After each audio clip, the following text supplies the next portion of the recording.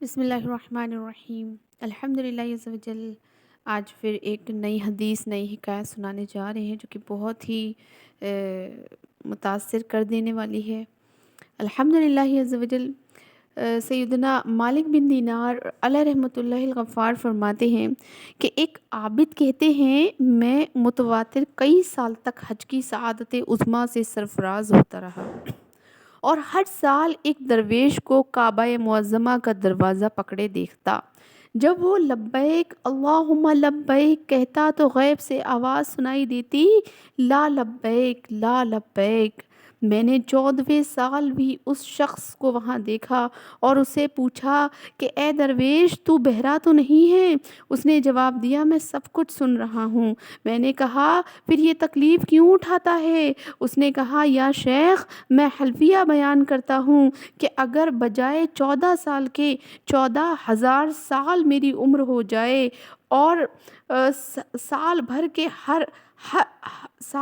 کے ہر روز 1000 بار یہ جواب لا لبیک سنائی دے تو پھر بھی اس دروازے سے سر نہ اٹھاؤں گا۔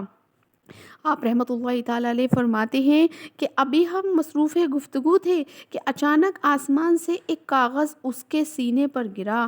اس نے وہ کاغذ میری طرف بڑھایا، میں نے پڑھا تو اس میں لکھا تھا اے مالک بن دینار تو میرے بندے کو مجھ سے جدا کرتا ہے کہ میں نے اس کے کئی سال کے حج قبول نہیں کیے۔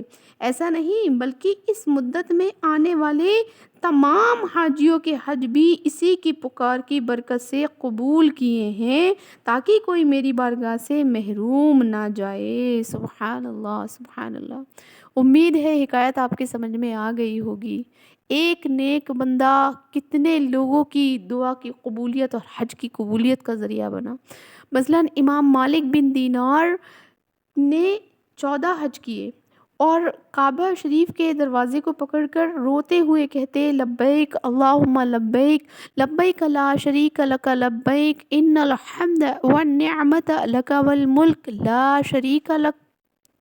تو لوٹ کر پلٹ کر غیب سے آواز آتی لا لبیک، یعنی تیری لبیک ہمیں قبول نہیں۔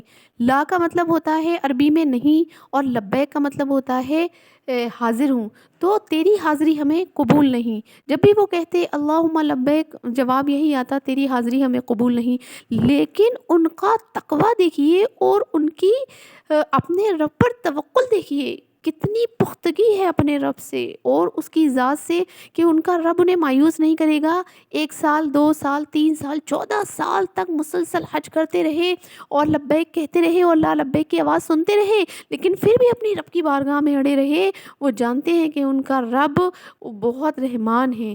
تو آخر کار جب ان سے یہ سوال ہوا کہ آپ اللہم لبیک کہتے ہیں، لا لبیک کی آواز آتی ہے تو آپ مایوس نہیں ہوتے؟ تو آپ نے فرمایا میں مایوس نہیں ہوتا اور مجھے سنائی سب کچھ دیتا ہے۔ پھر آسمان سے اچانک سے ایک ٹکڑا ان کے سینے پر گرتا ہے اور اس میں کیا لکھا ہوتا ہے جو کہ میں نے ابھی آپ کو بتایا کہ اے مالک تو میرے بندے کو مجھ سے جدا کرتا ہے کہ میں نے کئی سال اس کے حج قبول نہیں کیے ہیں، لیکن یہ جب مجھ سے دعا مانگتا ہے تو اس کی دعا کے ہی صدقے میں باقیوں کے حج اور باقیوں کی دعائیں قبول فرما رہا ہوں۔